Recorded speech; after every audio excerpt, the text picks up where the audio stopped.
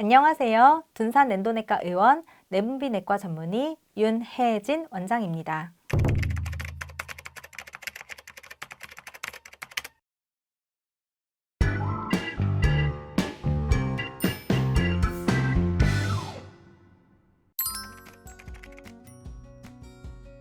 당뇨가 없는 정상인의 경우에는 아침에 새벽에 공복 혈당을 측정하면 100mg/dL 이하, 그러니까 넘지 않습니다. 미만으로 나오고요. 식후 2시간 혈당도 140mg/dL 미만으로 혈당이 체크됩니다. 당뇨병 환자의 경우에는 이렇게 정상인과 같은 혈당 조절은 쉽진 않습니다. 공복 혈당은 80에서 130mg/dL 범위로 조절을 권고하고요. 식후 2시간 혈당은 180mg/dL, 취침 전 혈당은 140mg/dL가 넘지 않도록 조절할 것을 권고하고 있습니다. 이러한 혈당 범위 내에서 조절이 되는 경우에 당화혈색소 7% 이하 조절을 예상을 할 수가 있습니다. 혈당이 조절되지 않는다는 것은 이 조절 범위를 벗어난 혈당 수치가 자주 체크되는 경우로 공복 혈당이 60mg/dL 이하로 떨어지면서 저혈당이 빈번하거나 식후 2시간에 측정한 혈당이 200mg/dL 이상으로 고혈당이 반복되는 경우 등을 생각할 수가 있습니다.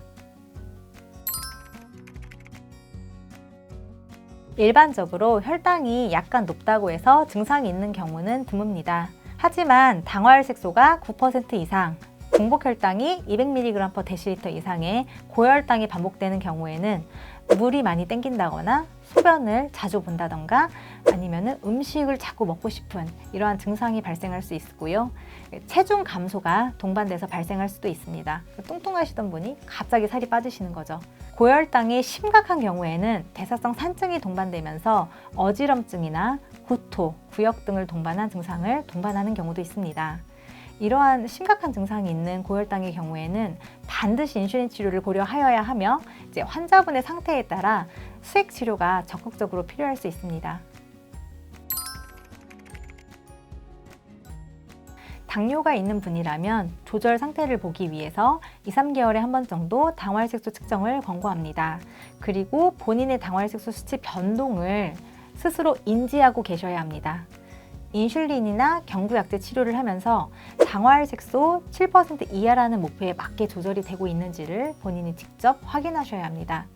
또한 식사 습관 조절이 안 되거나 음료수나 단순당이 많이 있는 과일 등의 간식을 자주 섭취하시는 분의 경우에는 경구약제 치료나 인슐린 치료를 하고 계시더라도 혈당의 변동성이 크고 저혈당과 고혈당이 반복되는 이러한 혈당 추이를 보이는 경우도 있습니다.